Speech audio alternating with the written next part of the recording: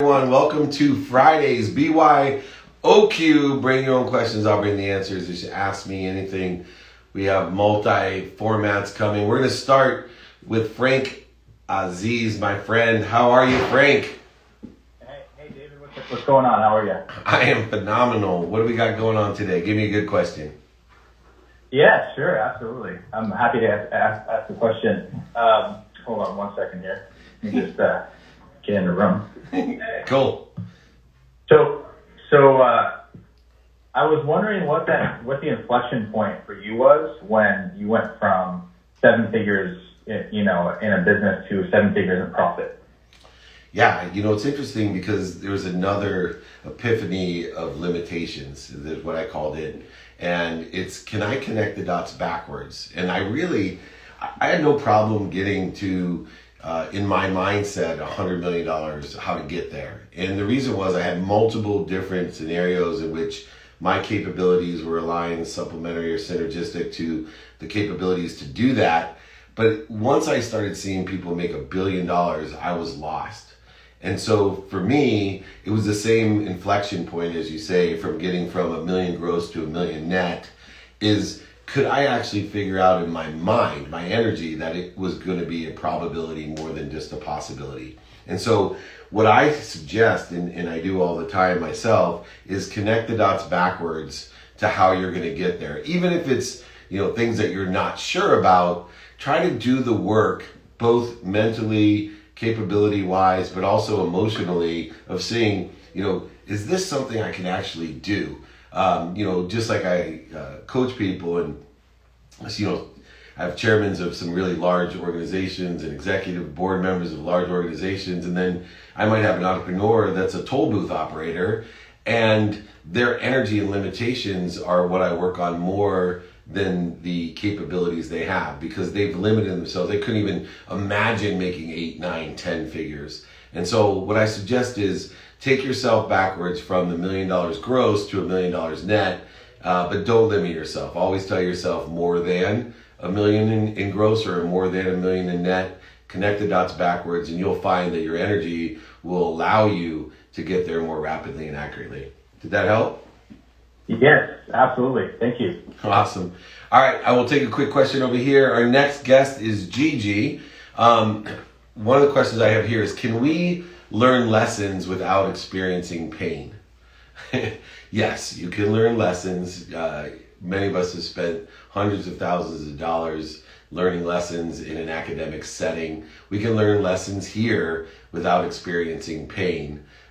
So without a doubt, you can learn lessons without experiencing pain. The difference is pain and excitement are indicators that you have a lesson to learn.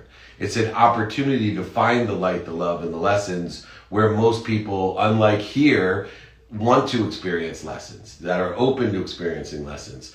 The key component or distinction that you want to make is that in the times that most people stop, I move to a better place, a better position, a better situation, by understanding that pain and excitement are indicators that I have a lesson to learn in order to get to a better place, a better situation, or make my situation better. But you absolutely can learn lessons without experiencing pain. Hopefully this BYOQ session is a good example of being able to learn lessons without experiencing any pain and just enjoying the ride consistently and persistently. Anyway, Gigi, welcome up. What question you have for me? Hi, David. First, I just want to give a big shout out to you and Jake and your team, because you guys are amazing. I'll have an ask and a question. So I'll start with my question is, what drives you? Because for me, I've been watching you and you're consistent in everything you do, from the Instagram Live, the podcast, the Friday sessions, and all of it. And then it's like, if you could follow me on Clubhouse, because it's easier to find the rooms that you're in, that's my ask. And also, everybody, if you really want to learn from someone, follow David, because he changed my life. So yeah, what drives it? It's not ego, it's not money. It's what's the thing behind it? What drives David? So what drives me, number one, is my big vision. I truly believe through that connecting the dots backwards, that I can change the world by empowering 1,000 people like you, Gigi, that are learning the daily practices, the values that we have in order to effectuate happiness, not just for you, but for other people. So 1,000 times 1,000 is a million times 1,000 is a billion. I want to create a collective consciousness of the light, the love, and the lessons of happiness, of being able to create abundance of a universe of more than enough. So one is, the bigger picture of, creating a better world, this happy world. But for me, what keeps me driven is being motivated every day to get up, get back up, get started, get back started, motivated only to spend minutes and moments in ego-based consciousness, but inspired to enjoy the best I can every day, the consistent every day, persistent without quit pursuit of that potential of empowering over 1 billion people. Meaning that other people may look at, I have to do this. I have to do Instagram Live every day. I have to do office hours. I have to do the clubhouses that I do. I have to do the weekly trainings. I've been doing them for over 20 years. And my mindset is I get to do it. And before you start doing anything, you at least have to get to the attitude and mindset that you get to do it. And in order to do that, practice finding the light, the love, and the lessons, learning to love everything you do. I have a saying, if I can't learn to love to do it, I'm not going to do it. I'll delegate it or not do it. But my first objective is to learn to love taking out the trash, doing the dishes, doing the IG lives, doing the trainings, learning to love it, finding the superpowers, the light, the love, and the lessons. And I certainly appreciate the compliments, but you give me far too much credit. Everyone out there, I may have been a catalyst to give you ideas or raise your awareness, but anyone out there that thinks I've changed your life, you're the one that changed your life, and I am just blessed to have you in mine. So thank you so much, Gigi. Thank you, and I'll definitely listen to this maybe every day. So thanks for it. Oh, you're too kind. All right, Casey Dawn, coming up, I'm going to read a quick question off here. What is your process for writing a book? My process for writing a book starts with learning lessons and having stories that teach those lessons and continually improving the stories and continually repositing. That means having a repository or a place to store all the lessons and the notes of the stories. I don't write out the stories. I have notations of stories that teach these lessons, and I'm constantly accumulating lessons and then creating stories that are either true or that aren't true or amalgamated, or stories from other people, and hopefully giving them credit enough of the time. I know it gets difficult to remember where we learn all these different lessons. I heard today on my clubhouse, it was so much fun. I do a takeaway for the day on Fridays, and someone said, oh, Sharon Lecter said, if you're not going to invest in yourself, who are you going to invest into? And I'm sitting there going, that's my mentor. That's what my mom told me when I wanted to drop out of law school. That's a story that I've told again and again. But did Sharon tell me this? And I'm sitting there confused on who owns what story. It doesn't matter. Just have the lessons in the stories. Let's all share all the lessons and all the stories. Not be scarce on who, what, where, or how. Do our best to acknowledge where we've learned them. And if not, just ask for forgiveness. All right, Casey Dawn, you have a question for me. Yes, first of all, thank you so much for the gems that you've been giving us. Even as far as just now, the collective consciousness, that's also awesome, a reminder of alignment. What would you say has been your greatest investment? And what advice, what advice would you give to new entrepreneurs that are not where you are currently, that are just starting out? Perfect. Well, I think it goes along with what Sharon was talking about, right? Investing in myself. But I think that investment in myself is made simply by understanding my non-negotiables. So I invest, number one, in my health, because if I don't take care of myself, I can't take care of anyone else. And that's my objective, is to create this collective consciousness, take care of others. So the investment that I make into myself, number one, is the investment in my health. Two, it's in my family. And three, it's in the activity I get paid for. All under the context that I can't give what I don't receive. And the way that I acknowledge that, or recognize that, or remember that, all those words you can tell bring us together, is by giving it a minimum amount of time every single day. So I believe that 2 minutes a day is worth more than 2 hours on a Saturday. So I spend a minimum of an hour a day on my health, a minimum of 30 minutes with my wife. I've been married 23 years to my childhood dream girl. Notice I didn't say sweetheart, she hated me. But my childhood dream girl, I married in my late 20s. And then, of course, 30 minutes with my 10-year-old son and 2 minutes with my teenage daughters. I asked for 5, they gave me 2. And then a minute with my mom, simply to tell her that number 1, I'm healthy, which is what every mom wants to hear about their son. 2, I'm happy. 3, I love her. And 4, I appreciate her, which means that she gives value to my life. And then, of course, I utilize my calendar and routines, adaptable routine and daily routine, in order to effectuate activity I get paid for, so I can make a lot of money to help a lot of people and have a lot of fun. Now, those people that aren't where I'm at in some realm of my life, a situation that I sit in that they want to be in, the number one thing, Casey, that I say is ask for help. The fastest way to get to where I am is ask me for help so I can give you directions. And if I'm not the person that's sitting in a situation that you want to be in, then find the people that are and ask them for directions on how to get where they are. Not only will they give you directions, but usually they'll give you some assistance, some guides, some other people that along the way will keep the path clearer than it was for them, that they allow themselves to pay your dummy tax. I can't pay your federal or state tax, but I can pay your dummy tax. And I paid a lot of dummy tax over the years, and so have so many remarkable entrepreneurs, millionaires, billionaires, celebrities, athletes, entertainers who can actually change our lives with very little effort, with just a little bit of attention and intention, but they're not going to give you the intention and attention unless you ask for it. So learn that beautiful mindset that everyone's a sponsor of yours, everyone's a power sponsor of yours. There's no one that's outside of your realm, and it's your obligation to ask, to prove to them that you are part of them, that no tree has 2 branches. The branches are connected. They wouldn't go to war against themselves. So my best piece of advice for every entrepreneur that's not where they want to be, which is me as well, and I still have mentorship and find those people and ask them for directions. Do you know anyone that can help me is the magic question. Hope that helped on both of your questions, Casey. Thank you so much for sharing. It has. I jotted it down, especially the daily calendar that you have, the kind of the reminders, the affirmations you do. Thank you. Oh, thank you so much.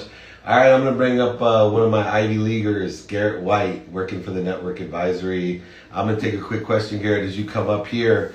What's the best purchase you've recently made? I think the best purchase I've ever made is for my 50th birthday, had 50 birthday parties around the world to build 2 community centers with the Unstoppable Foundation, which I'm the chairman of. Recently, wow, it's so difficult. There's very few things I buy. I've done some home improvements for my wife, which made her really happy. So that was there. My beach house years ago was a great investment. But I would say that any money that I've donated had to be the best purchase. Remember, money doesn't buy you love or happiness. When you realize that it gives you the power to shop, and when you shop for things to help other people, those will be the best purchases that you make. So that's great. Anyway, Garrett, welcome up to here, and hopefully you have a question for me, my friend. How you doing, Dave? It's great to hear you speak, as always. Thanks for having me up here. Of course. I just wanted to ask a little bit about, I remember you talking a lot when I worked for you about being a student of your calendar, but I wanted to ask you about how you design your calendar to be the most productive, because something I've been running into is I get into these, I have a 30-minute call here, a 30-minute call there, and I wish I had more time to kind of chunk out blocks where I could really sit down and be productive. But I wanted to ask you about just designing your calendar and how you go about that. Yeah, it's being, number one, be a student of the calendar for everyone else that hasn't worked for me. It means to pay attention to and give intention to the activity you get paid for, activity you don't get paid for, the activity you have planned and the activity you don't have planned, and your sleep. So the number one way to be productive, accessible, and gracious with your time, the man-made construct of time, is to start your day today, meaning tomorrow today, I have an unwinding routine. So I work my calendars backwards. My tomorrow starts today at 9 p.m. I have an unwinding routine. Anyone that knows me understands that I think that unwinding routine, the start of my tomorrow, is most critical. One, to set up my body to recover, but even more important, to clear the way, clear the interference, corrosion, and voids that we have out of the way for a 6 to 8 hour session of being connected to the greatest source of light, love, and lessons, to have a clear connection to what we are truly, what our essence is, without any ego interfering, without any doubts, fears, excitement, resentment, guilt, separation occurring. And so I believe first in your calendar is start backwards, start with your unwinding routine to determine what time you will plateau and grow or wake up the next day. By separating the calendar by activity that you have planned and you don't have planned, you need to have certain time rules. So for me, I have a 5-20 rule. 5-20 rule says that my phone calls, my objective of all phone calls is to limit them to 5 minutes when all possible. And my belief is that after 5 minutes on a phone call, you're just visiting. And if you want to schedule time to visit with somebody, then do so in the period of time that you don't have planned. If you are trying to be productive, meaning providing value, accessible, meaning accessible to as many people as you can, and accessing what you want, you need to make sure that you are very keen on those objectives of utilizing your time in a productive, accessible, and gracious manner. Gracious manner means that you're always trying to find the lessons and the light in what you're doing. In other words, learning to love all your activities. And so make sure you utilize 5 minutes for phone calls, 20 minutes for meetings. After 20 minutes, you're just visiting.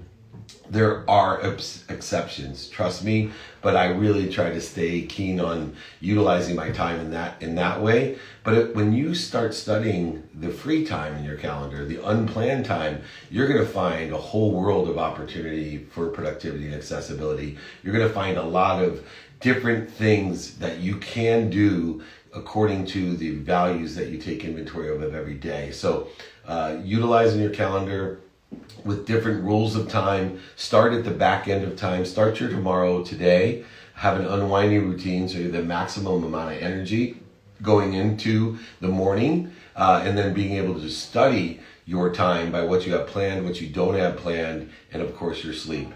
Does that help and clarify some things, Garrett? Absolutely. Thanks so much, Dave. I really like the idea of unwinding and starting tomorrow today. It's great. Cool. They didn't teach you that at Yale, but I'm working on it. They do have happiness classes there, though, don't they? They do. I took it. Right. I want to be a visiting professor for that, so hook me up, all right? Let's do it. All right. Thanks, Garrett. All right. Next up, when I take a question here, one of my business partners from New York, the CEO of Media Abundance, Mike Mamola, give me a second to answer a question from online, and then I'll take you. Here we go. What investments do you regret making? Tumbling over the roadblocks behind me or the speed bumps behind me. But some of the investments that were stupid, that I learned great lessons from, I bought a golf course, learned a valuable lesson. You don't want to be the first owner of a golf course. You always want to be a third owner. By that time, they've invested all the money, built it up, and went bankrupt, and you can just pick it up for a steal. I learned the most from the ego-based investments. So the things that I bought that I didn't need, the cars, the boats, the ski mountains, the properties, just that were things I didn't need to make me feel better, or different things I didn't need to make me feel better, or I invested in things to impress people. I've invested in things to impress people I didn't like. So I learned the biggest lessons from ego-based investments, emotional investments, instead of mathematical investments. And what I mean by a mathematical investment, before I get to Mike Mamola, the biggest mistake people make in investments is they don't take in consideration their timing and risk tolerance before they start evaluating. I will tell you right now, you will make and save millions of dollars in your lifetime if you have one simple discipline of taking inventory of your timing and risk tolerance before you assess an investment opportunity. So many people come to me with so many different investment opportunities, and ask me what they should do. And I'll ask them, well, what's your timing and risk tolerance? I don't know. That's not going to do it. That's allowing yourself to buy on emotion for logical reasons. That'll screw you up. Do not buy on or invest on emotion for logical reasons. You'll end up like I did, buying things you don't need to impress people you don't like. So make sure you know your timing and risk tolerance. Make sure that the investments that you make, that you trust the people that are helping you and you vet the shit out of them. Ask the hard questions and you will make more money and help more people than you ever imagined. All right, Mr. Mamula, you're up, my friend. Hey. This is a blessed day. This is like a bi-coastal trifecta between speaking to you this morning on office hours, then Breakfast with Champions, and now. So thank you. Mine kind of dovetails and segues right into what you were just talking about, Dave. And, for me, one of the greatest things among many that I've gotten from you as a partner and a mentor is, number one, the elimination of the ego, which leads to so much more, right? Reducing or eliminating that resistance that comes from having an ego. And that came into, with regard to, being a coach and a mentor and also having coaches and mentors. For me, coaching or mentoring at a high level, but from you that I learned that you have mentors kind of that are at all different levels in many different places. So, this could be a mentor of yours perhaps for diet or for cryptocurrency that's 20 years younger. And for me, that was eye-opening years ago. I did that. Like, what can I learn from somebody who, is 20 years younger from you, that hasn't achieved, quote unquote, much in life, and all of a sudden opening my eyes to, wait a minute, they know more about cryptocurrency than I do. And learning from them, or now NFTs and different things. So for me, that was a huge, huge milestone, and I thank you for that. That kind of segues into my question. It's something that I've heard you speaking about recently, is whether we are or whether we have coaches or mentors, what's the difference between those, and how do we give and how do we get value between each of the two, a coach or a mentor? Yeah, it's thanks very much, Mike, and I appreciate the comments as well as the question, because you and I have discussed, right, the years I've lied to people and they asked me what's the difference between a coach and a mentor, and I said $500 an hour, and that was kind of a cheating answer. But I really learned a coach is someone that brings the best out of you, and all of us have had coaches and need coaches. They may not know more than us about what we're doing, and they may not be able to perform as well as we can, but they have a keen eye and a keen way about them to bring the best out of us. And so we all need coaches. And a mentor is someone that does sit in a position that we want to be in and gives you that knowledge and those relationships in order to accelerate what you want. And so make sure you determine, is someone a coach, is someone a mentor, or is someone a coach/mentor? I try to provide both of those when I help people, both with inspiration to bring the best out of people, but also supply where I can situational knowledge, experience, dummy tax, relationship capital to help people get to where they want to be in an accelerated way. So it's a great distinguishment. In fact, next week's training for everyone is being vulnerable, not perfect. And I think asking for help, finding a mentor is one of the first indications that you are understanding the invulnerability of being vulnerable and not perfect, and allowing people to know that you don't know, no matter what age they are, as much as other person knows, and asking those right questions. So thank you so much, Mike. Now let's bring up Rasmus Sandstrom. I'm going to ask a question online and then we'll get to you. Favorite speech you've ever given and why? There's so many great ones. I think my speech at the Denny's annual meeting was one of my favorites. My TED Talk online is one of my favorites. And the reason is I think it was the most impactful. I think it inspired the most amount of people to inspire other people, clearly defining 4 values and 5 daily practices that can change your life and allow you to do so. Those are all on my podcast, The Playbook. You can get all of those. So thank you for asking that question. Rasmus, you're up, my friend. Yeah, thank you. Rasmus Sandström here from Sweden. I'm a former professional ice hockey player and esports veteran. And I know that you are an esports investor. I currently run, this is not a pitch asking for money, just to be clear. I'm an esport entrepreneur, where I run an esport edtech company called Untitled Chapter, and our product is called Game Plan, and we're basically helping kids to utilize the skills they learn in esports in the future work life. Either it's basically player development to help them get better players, or if they want to work in the industry, for example. So my question is kind of, since you're into esport, what is your take on the kind of the player development / educational side of the esport industry? Since that is a kind of an emerging area. Oh, yeah, no, it's extremely exciting to me. You know, obviously, I ran the most notable sports agency in the world, partnered with Warren Moon, dealt in the marketing and media side of endorsements, licensing, all types of appearances, the basic monetization of brands within the context of a league or organization. The audience has never been so big, and the access to that audience has never been so engaged as it is within the context of esports. The engagement and monetization of that engagement is at its infancy. It's so early. There's so much opportunity to understand where we can all elevate our brands and make money from that. I mean, we at Overactive Media, where me, Marcus Colston, and The Weeknd, and Meta World Peace invested early on, they're building a $500 million arena in Toronto for esports.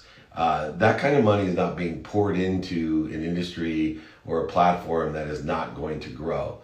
And so I would, as I always say, study history of emerging sports, of things like the UFC and the NFL. Take the examples of different successful endorsement, licensing, and branding opportunities that exist today in other fields. And when we study history, let's learn the human nature behind it, because that human nature never changes, and it allows us to have some awareness and insight on how best to take advantage of the problems that are going to be and the needs that will be available. Just like during COVID, I looked immediately at, what a great opportunity it was, because there's so many more problems and such a big need, as my friend Sharon Lecter taught me from Rich Dad Poor Dad. And the more problems and the more need, the better it is for entrepreneurs. Well, there's huge opportunity in esports as an entrepreneur. So go ahead, study history of all the leagues, organizations, teams, and branding and licensing that has occurred. Learn the human nature that we applied to it, and then see how that human nature will be applied in the future. And I think you'll find some unbelievable opportunities. Okay, Rasmus?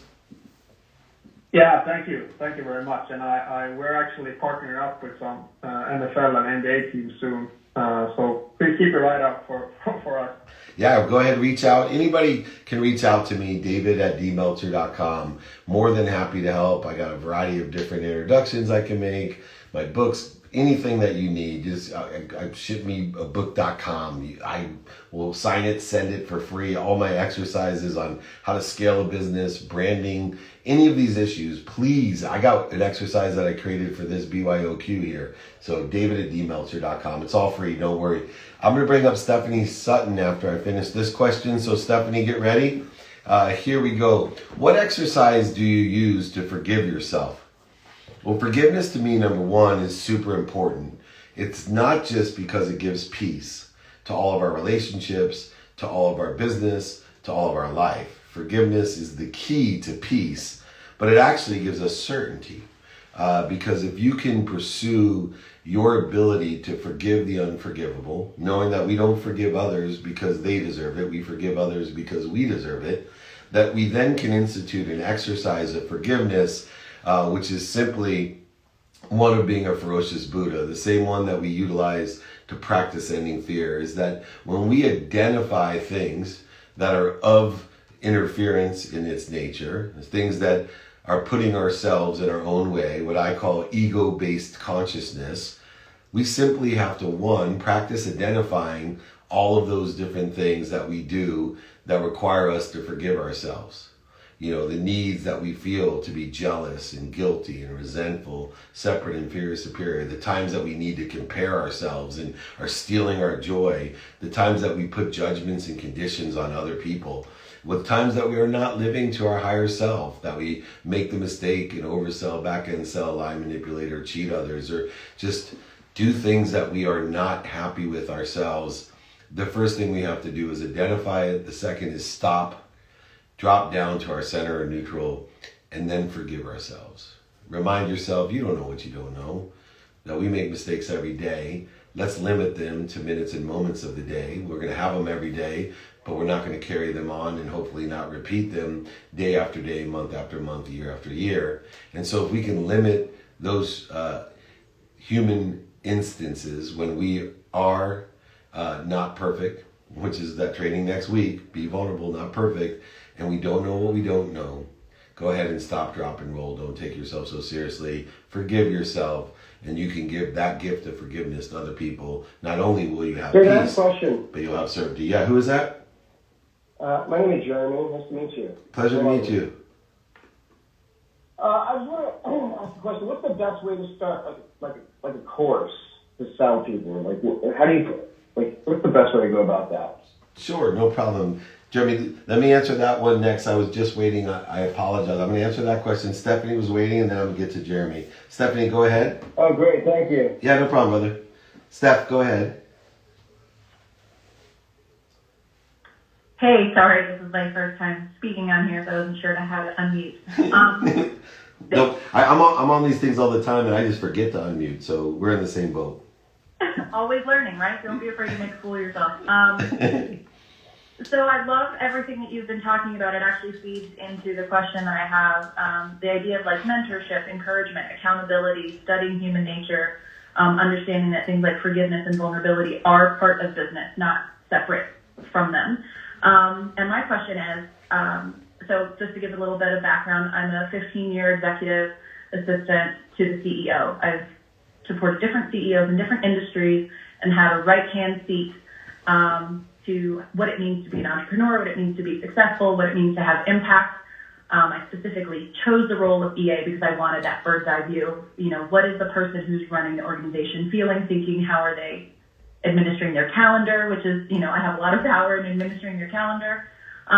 So my question is, how can I turn all of that insight, my interest and ability to support other people, into something that supports me outside of, you know, being one person's executive assistant and then dispensing good advice and support to my friends and community? How can I actually turn that into something that's more impactful, something that maybe is even a career? What's the first step? First step, awesome question, Stephanie, and thank you for joining, and welcome for the first time, and you are wonderfully perfect and vulnerable. So the first step is to take inventory of your capabilities. So I'm constantly looking at the skills that I have, want, or need. I'm looking at the knowledge that I have, want, or need, not only of what, but of who. And I think a lot of people don't spend the time to get the knowledge of who can help us. And then also just aligning my desire, that unbelievable innate ability that I must be what I can be. And when I'm taking inventory of the skills, knowledge, desire, these capabilities, I start noticing where they're synergistic or supplementary to my family, my friends, my community, my country, the world, wherever it may lie. And after I see where the synergies and supplementary alignment is with my capabilities and the problems and the needs of those different areas, I then look to see how I can monetize it. And monetize it with one thing in mind, because I believe in providing more value, and not only providing more value, but carrying the energy that I'm providing more value. I call it the 120 rule, and I'm more than happy to send you that exercise as well. Just email me, david@dmeltzer.com. I'll send you what I'm talking about in carrying the energy of value. And then the final step is, can you articulate? And this is where people fall down. They believe in it, they figured it out, but there's about 10% of the people that I meet in this situation, they've done all the work, but they haven't practiced articulating the quantifiable value of these capabilities to exceed what they're asking for. And it's a form of giving when you're capable of doing so. So I would start by taking inventory of those capabilities, skills, knowledge, and desire, being able to see and align where it's supplementary or synergistic to the closest, most relative people all the way throughout the world. distinguish yourself with value of how you can monetize that, and then practice articulating that quantifiable value to exceed what you're asking for. And you'll have a complete formula for success for either helping people in a philanthropic way or building a business and having either a side hustle or a completely different successful venture using all those great years of experience that you've had in order to facilitate providing value to others. Does that sound fair? Yeah, absolutely. I appreciate that tremendously. And I think if I could just pick your brain for one more minute, Sure. It would be, I definitely want to go through the skills of have, want, or need. I think that's super helpful and something that I haven't done. I've done the who can help and I've done the articulating. I just haven't really solidified the skill set because it's all these soft skills which are very hard to monetize. And the way I've gotten around that, and this is where I need maybe a little bit more help, is what I'm offering or what I think I can help people with is creating a deeper level of intimacy with themselves, because that is what all intimacy with other people is based on. It's how comfortable and how vulnerable you can be with yourself that then triggers and lets people know that you're a safe person to be vulnerable with. So I'm just not sure how to monetize that, because it just feels like, you know, emotional intelligence should be free. I know that's just shooting myself in the foot, but. Well, I will tell you that I make a ton Sounds of money. kind of compassionate to me. Yeah, of course it is, Jeremy. And I do monetize that, understanding, you know, how lonely it is, for example, for executives and for their ability to find inside of them what they're looking for outside, and the unhappiness and interference that they create, not only for themselves, but for others within their organization, which has a bottom line effect, you know. And if you look to see which people in which positions hold these, you know, feelings, these emotional feelings that you're talking about, and how it works to create interferences, voids, and shortages, how it has a bottom line effect. You know, we went through this with emotional intelligence in the human resources space for years with the major corporations, adapting it over the last 2 decades to facilitate how wellness is affecting our bottom line. And I think the same thing can be held for the inner workings that you're talking about, the vulnerability. And I personally work with some of the key executives around the world with billionaires and millionaires, and they are clearly capable of understanding, and I'm clearly capable of articulating the bottom line value that some of these ego-based consciousnesses, as I call them, or getting out of their own way, not only has affected the business as a whole, but, you know, it's amazing what one divorce will cost a company when executive. So, you know, hone into the pragmatic to blend it with the emotional, and I think you'll find you have extraordinary capability to monetize that. I appreciate you. Thank you so much, Steph. I got to move on to Jeremy. He's dying to pump in here. Jeremy Green, welcome back again. Thank you, Steph. Jeremy, repeat your question real quick. I know. Now I lost him. All right, that's hilarious. All right, I'm going to move to another question. Thank you again, Stephanie. I didn't mean to rush you off. I'm going to take another question online. Then Christian Biscardi, you are next. How do you come up with your daily routine, and how often does it change? First of all, I think everyone should have 2 routines. You should have a daily routine that's based off of taking inventory of your what, your values, your who is going to help you, your how, being a student of your calendar, your now, what you can do now and what you need to move on for later by those inventory of values, and of course, this practice of ending fear. But you need not only to have a daily routine, mine starts at 9 o'clock because my tomorrow starts today, but you also need to have an adaptable routine with your non-negotiables, because if you want to make God laugh at you, come up with a well-developed routine, and he'll throw in some in-laws, a bachelor party, or some great weather in a beach, and something will happen. Sorry about that. I lost signal. Oh, no problem. Go ahead, Jeremy. We'll put you back in here, and then we'll let Christian go. What was your question again? So, I want to be extremely honest with you, because, like, I think I came in this room thinking you were one of those shitty life coaches, And because the whole app is covered, all of them, right? I'm assuming you've seen them. They're all on here like selling, sales funneling people, right? But we actually have some pretty mutual businesses. So with friends in the industry. I'm actually in the gaming industry. I work with like Frank from Rogue Nation and all that type of stuff. Quick question. Let me just ask you this. How do you prevent yourself from being taken advantage of in a sales funnel? Okay, so on Clubhouse. Sure. Look, there's because yeah. There's like a lot of emotional tactics people are using on people on Clubhouse to get them into a sales funnel and then wrap them into like a $10,000 life coaching sale. Just kind of curious what your thoughts on that are. Sure. So I'll tell you what No, we got it. Yeah. So here's what I say to everyone. Listen, everybody, you are accountable for two things. One, I believe you're accountable to trust everyone to start. And then you need to vet them. And this is how I vet this type of industry. Number one, make people guarantee what they're going to do. Have them work month to month. Do not allow them to lock them into anyone. Ask hard questions and ask for referrals that are not relative to the person to be able to verify what they're saying. We are accountable for trusting everyone and vetting them appropriately by doing and being more interested than interesting and doing our due diligence and asking the hard questions and getting the guarantees.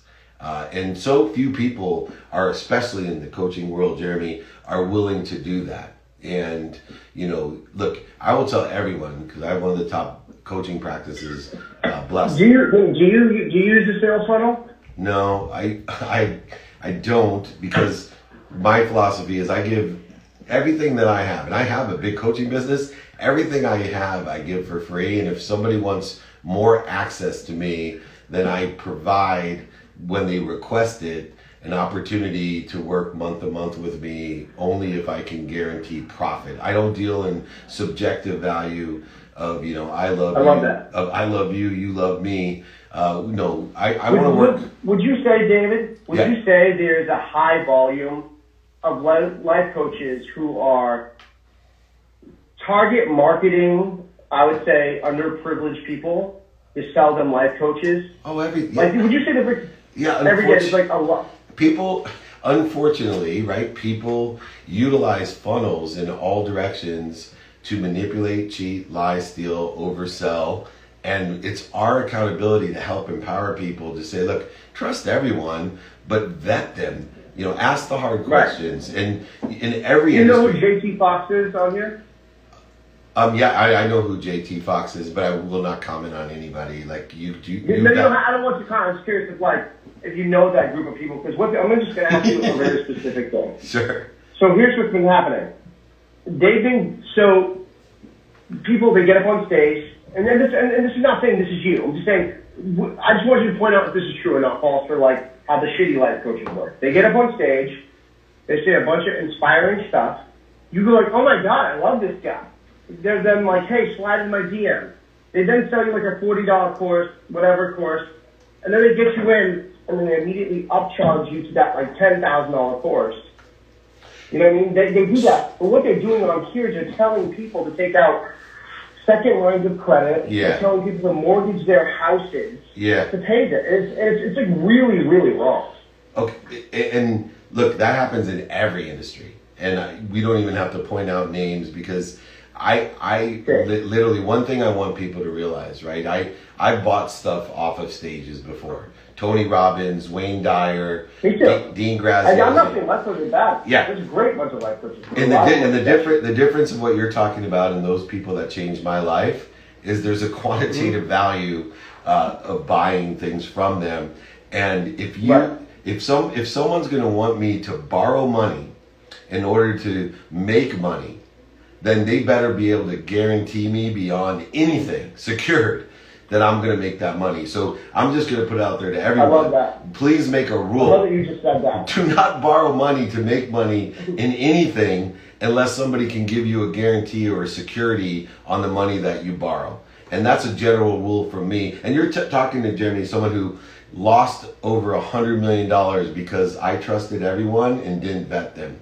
And I take accountability. Yeah, no, you're in the gaming industry. I'm in the gaming industry. So like, I deleted my bio because I thought I was going to come up on stage and you were going to be a scummy person and I was going to call you in your shit, but you're not. Like, which makes my heart like even better, because I tell people not all life coaches are bad life coaches. There are a lot of good ones out there, and there's a lot of great ones, like Tony Robbins, one of them I think is great, but a lot of them, 9 out of 10 of them are sketchy. You know what I mean? But like, so me and you are in the same industry. We're in the gaming industry. I love it, man. Emoji chat, by the way. All right, cool. I look forward to it, man. Hey, I want to tell everyone that there's bad people in every industry: judges, lawyers, doctors, dentists. So the best thing is, as a policy, whether they're a coach or whatever they are, trust and vet and listen to Jeremy. Jeremy, I appreciate the insight, because sometimes we get real raw here, but it's really helpful for people. All right, I'm going to bring up Christian next. I appreciate you, Jeremy. Stay cool, stay calm,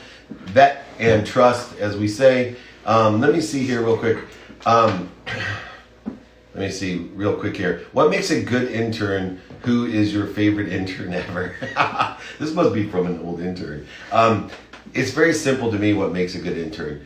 An intern is someone that understands and leaves my internship program understanding gratitude, forgiveness, accountability, and inspiration. If they learn those 4 things, they're a good intern. They're a great intern. I know they are well equipped or empowered to make extreme growth in their life and acceleration of making money, helping people, and have fun. Gratitude, forgiveness, accountability, and inspiration. My favorite intern ever is my daughter Marissa. So I copped out. Sorry, everybody else that ever worked for me. So my favorite intern is my daughter. I'm a cheeseball. All right. Anyway, Kristen, you're up. Hey, David, what's up? Jake, Mike, it's a pleasure seeing your guys' faces in these little circles as well. And my question's about exactly that. And I hope the room really can take a lot from it. But as an investor, entrepreneur, and executive, my question is, how do you get the same value from the handshake and the face-to-face meetings as you can from the virtual world that we're kind of living in now? Well, I think there's 4 worlds, and we can't get exactly the same out of all 4 worlds. So we want to appreciate what we can get that's similar, but also appreciate the differences instead of looking for what's missing or what, is different. And we have to do the same thing with, our genders and our sexes and our colors. If we focus in on appreciating how they're the same and then appreciate the difference and utilize everyone to maximize their superpowers, we can do the same with the 4 platforms that are available today. And number 1 is in person. Limited today, but in person has an emotional connection that's unavailable to other platforms. It has a touch component. There's all types of different looking in the eyes and feeling the energy component as well. Then you have email, and then you have phone, which I love. If we can't be there in person, I am a toughness and telephone person. I have a training on toughness and telephone. I got exercises, guides, and books on toughness and telephone. If you want free shit on toughness and telephone, Dave Meltzer. Telephone has a frequency, man, and I love it because telephone with the text and the voice component has so many of the similarities of all the platforms, but it carries a higher frequency, almost to the point that we're in person. And it has a voicemail capability. There's all types of things. If you don't know the power of telephone, check your voicemails tonight and see how few voicemails you have compared to emails, DMs, and even face-to-face encounterments that we have. And then finally, of course, the 4th one is media. And I lump together both traditional and digital media, because I think the entertainment component of being able to utilize the laws of the universe to attract people with that type of, pre-recorded, live, whatever it is, media, it takes on a whole new realm. But my point to you, Christian, is appreciate how all these platforms are the same, but also do some, due diligence on your own of where can I appreciate the differences and when should I use those superpowers of in person, on the phone, email, and media in order to effectuate my objectives in a business context, a personal context. But I think a lot of people just kind of lump them all together, and they're not very clear on when and how to use each of the platforms. And so they just say, oh, we can't meet in person. I'm at a standstill. I'm at a loss. No, it's just a problem and a need. There's an opportunity. Let's fill it by understanding and appreciating. Does that sound fair? Sure does. Awesome, my brother. Good to hear from you, by the way. You too, brother. It's good to see you as well. Thank you. Hey, everybody, I didn't say this before, but, the capital here, go ahead, connect with each other on here. Follow each other, connect. There's so many people in here. Give them a follow, connect with them. Ask them, do you know anyone that could help me? Let's utilize this community to maximize what we're trying to do, which in my opinion is make money, help people, and have fun. That's the platform that we're on. All right, I'm going to bring up John T, and I'm going to answer a quick question real quick and then get to John. What's the best leadership advice you have ever received? Oh, wow, I love this one. So the best leadership advice that I've ever received is the best quality of a leader is to be an intelligent follower. I love that. That changed my whole perception of leadership. I used to think a leader was a motivator. Then I learned the difference between motivation and inspiration, right? Motivation gets us up, gets us back up, gets us started, gets us restarted. Inspiration gets us there, utilizing those core values of gratitude, forgiveness, accountability, and inspiration. But the best leadership and the best leader advice and capability is to be an intelligent follower. And if you're an intelligent follower, people will follow you. And you will be able to align with the objectives of the collective consciousness, not just your individual needs, but the greater good that exists in all of us and through all of us for each other. Great question, by the way. I love that. All right, John T., you're up, my friend. David, this is John from San Diego.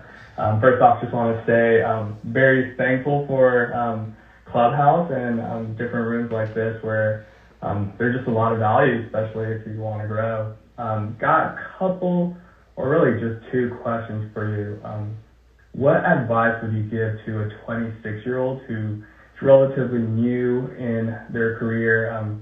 Fortunate to be part of a really good company, pretty young company, went public, was given stock options.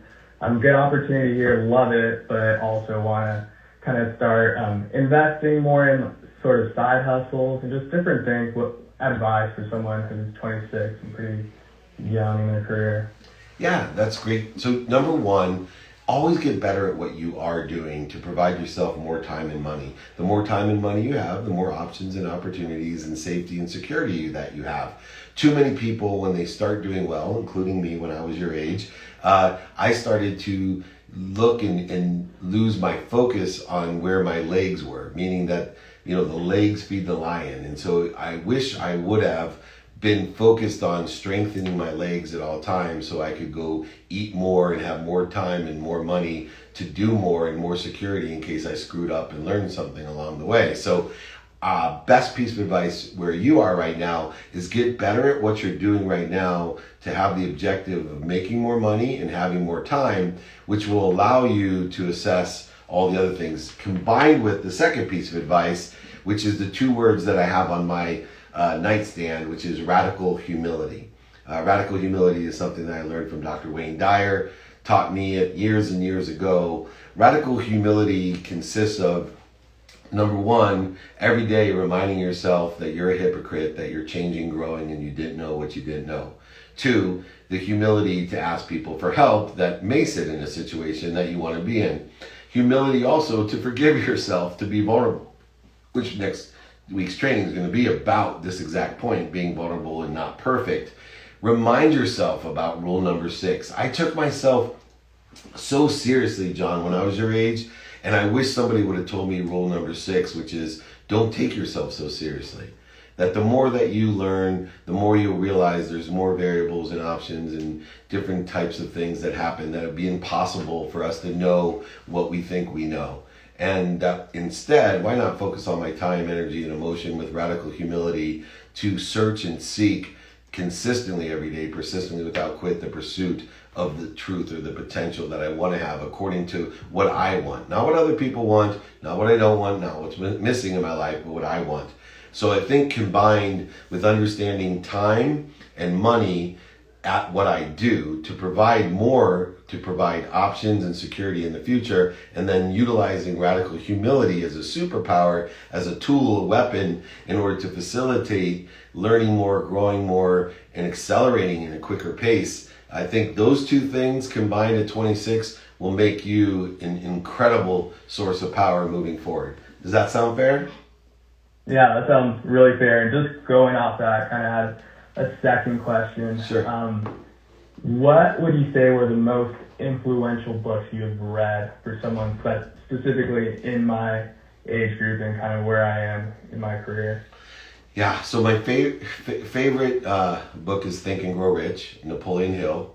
I still read it every day, and it has layers to it. I love books that grow with me. They just mean something different every time I read it year by year.